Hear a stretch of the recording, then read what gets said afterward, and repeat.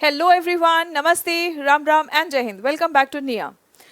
निया पर हम लोग न्यूज़ एडिटोरियल एनालिसिस करते हैं, जिससे कि आपका ना सिर्फ वोकैबुलरी और कॉम्प्रिहेंशन इंप्रूव होता है, लेकिन साथ ही साथ आप लोगों को थोड़ा सा करंट अफेयर्स का भी नॉलेज बढ़ता है। आइए चलिए देखते हैं आज के एडिटोरियल में हम क्या देखने वाले हैं। एंड एज ऑलवेज एडिटोरियल से पहले हम लोग थोड़ी सी वोकैबुलरी करेंगे, ताकि एडिटोरियल को समझने में थोड़ी सी और आसानी हो जाए। एडिटोरियल आज का हमारा बेस्ड है sharp divides on the implications. Implications का मतलब क्या है? परिणाम। Of the AUKUS trilateral, try मतलब तीन देशों के बीच में एक डिफेंस पैक्ट हो रहा है, ठीक है, ऑकस ट्राइलैटरल डिफेंस पैक्ट। और इसका परिणाम क्या होगा? इसके परिणाम की वजह से, इस डिफेंस पैक्ट की वजह से डिवाइड यानी कि जो खाई सा है, जो बंटवारा सा है, वो बढ़ रहा है या कम हो रहा है, इसके ऊपर कुछ हम आज देखने वाले हैं। आइए चलिए पहले देख लेते हैं vocabulary. The first word is rivalry. Rivalry का मतलब क्या होता है? राइवल का मतलब होता है, राइवल्स होते हैं प्रतिद्वंद्वी, जो एक दूसरे से compete करते हैं, कॉम्पिटिटर्स। और राइवलरी का मतलब होता है कंपटीशन। और ये कंपटीशन किस चीज के लिए है? फॉर पावर और कंट्रोल। पावर, कोई चीज के ऊपर कंट्रोल या कोई चीज का पावर अपने वश में करने के लिए जो कंपटीशन होता है, उसको हम कहते हैं राइवलरी। एम्बेड, एम्बेड का मतलब क्या है? Fix something firmly and deep. किसी चीज में, जैसे फॉर एग्जाम्पल रिंग्स वगैरह होता है ना, तो इसमें क्या जो जेम्स होते हैं, जो स्टोन्स होते हैं, उनको एम्बेड किया जाता है, फिक्स किया जाता है, ठीक है, fix something deeply and firmly, right.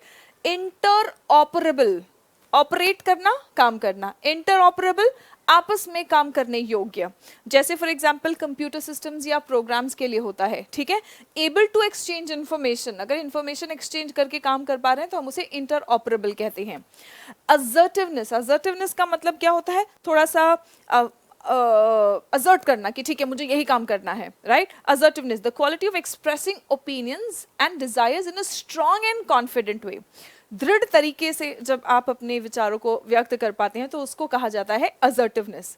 ये जिद्दी भी नहीं है, हठी भी नहीं है, और ये बहुत ज़्यादा फ्लेक्सिबल भी नहीं है। असर्टिव पॉजिटिव होता है जब आप बहुत कॉन्फिडेंस के साथ में स्ट्रांगली अपने वॉइस को, अपने आइडियाज़ को एक्सप्रेस कर पाते हैं, तो उसको हम असर्टिवनेस कहते हैं।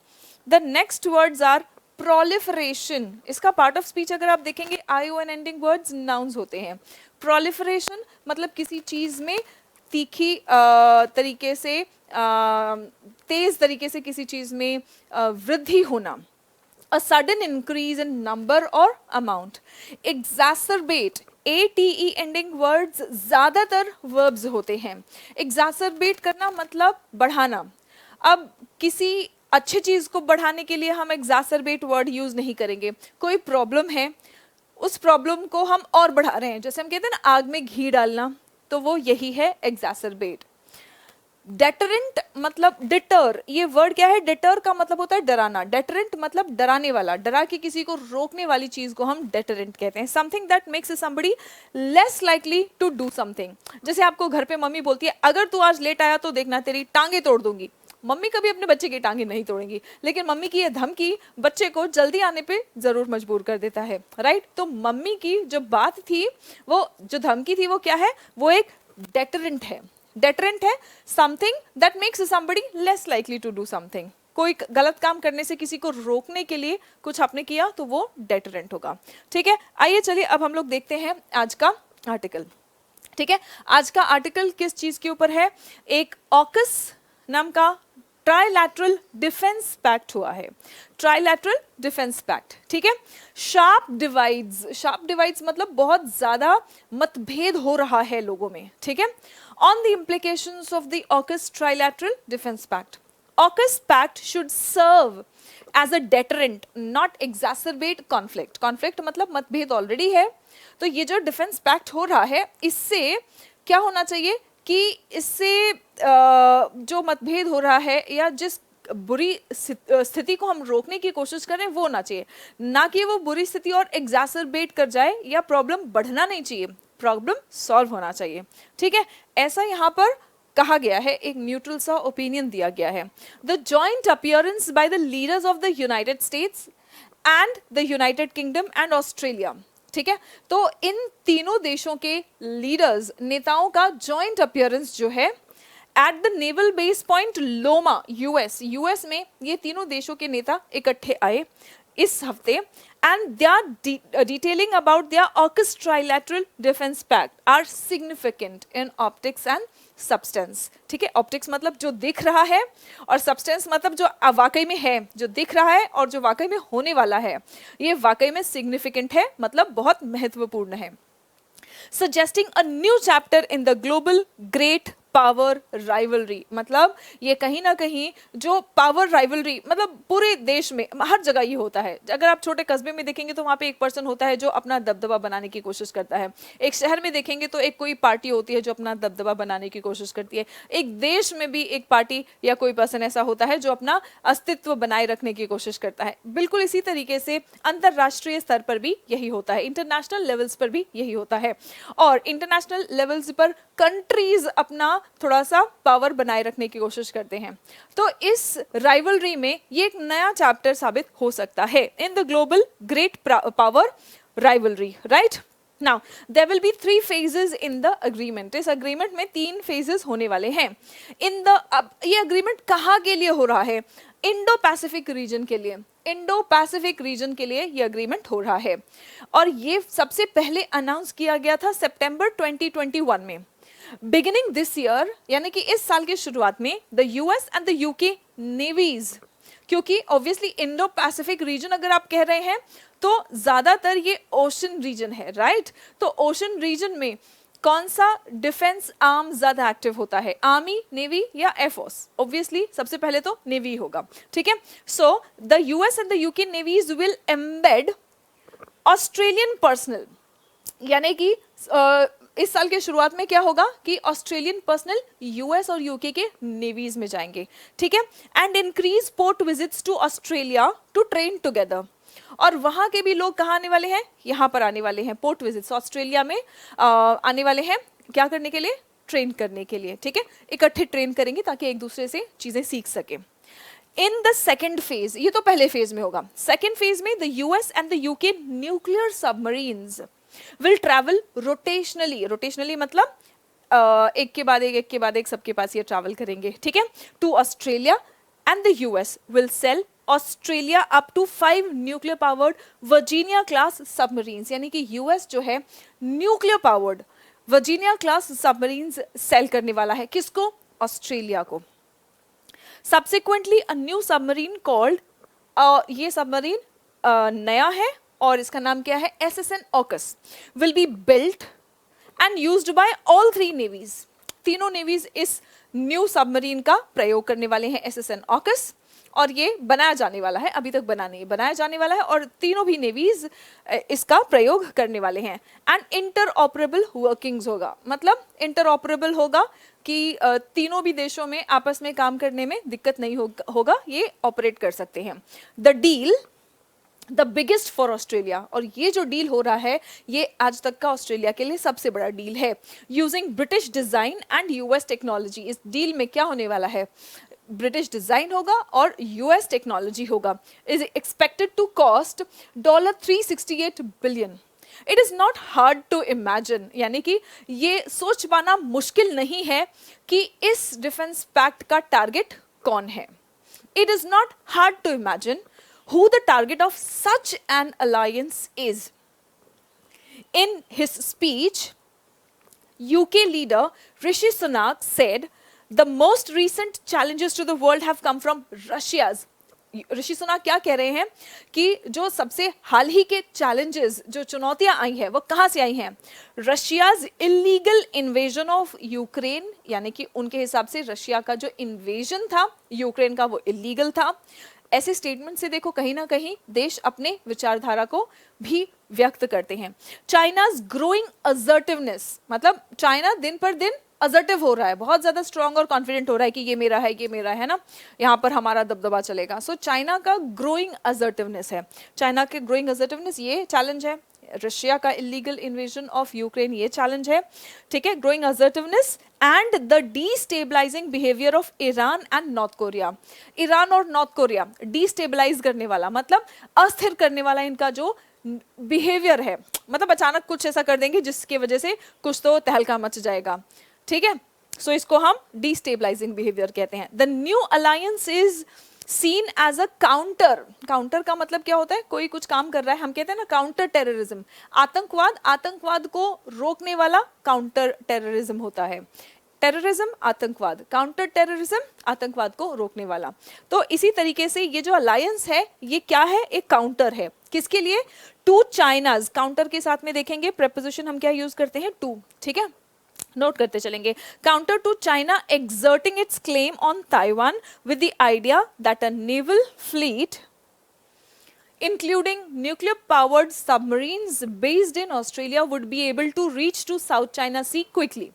ठीक है, तो ये क्या कह रहे हैं कि चाइना जो है ताइवान पर अपना हक जताने की कोशिश कर रहा है। तो सीधी बात है कि ये न्यूक्लियर पावर्ड सबमरीन्स होंगे, कहाँ पर होंगे, ऑस्ट्रेलिया में होंगे। तो साउथ चाइना सी में पहुंचना इनके लिए बहुत आसान हो जाएगा। अगर आप मैप देखेंगे तो ऑस्ट्रेलिया यहाँ होगा, ठीक है, साउथ चाइना सी, और यहाँ पे ऐसा अगर आप वर्ल्ड मैप देखेंगे, है ना, सो ये एशिया होगा, ऐसे एशिया है, यहाँ पे ये पूरा चाइना है ऊपर वाला पार्ट, और यहाँ पर आपका साउथ चाइना सी है, ठीक है, और यहाँ पे ऑस्ट्रेलिया होगा। तो ऑस्ट्रेलिया से साउथ चाइना सी में न्यूक्लियर पावर्ड सबमरीन्स का पहुंचना बहुत आसान हो जाएगा, ठीक है। Predictably, Beijing's opposition has been the toughest. Beijing मतलब चाइना का ऑपोजिशन, जाहिर सी बात है कि चाइना सबसे ज्यादा विरोध प्रकट करेगा। A wrong and dangerous path. While Russia has raised questions, Russia ने भी सवाल उठाए हैं over nuclear proliferation। रशिया ने क्या सवाल उठाए कि भाई ऑस्ट्रेलिया के पास तुम न्यूक्लियर सबमरीन्स कैसे पहुंचा सकते हो, ठीक है, ये कहीं ना कहीं तुम न्यूक्लियर प्रोलिफरेशन कर रहे हो।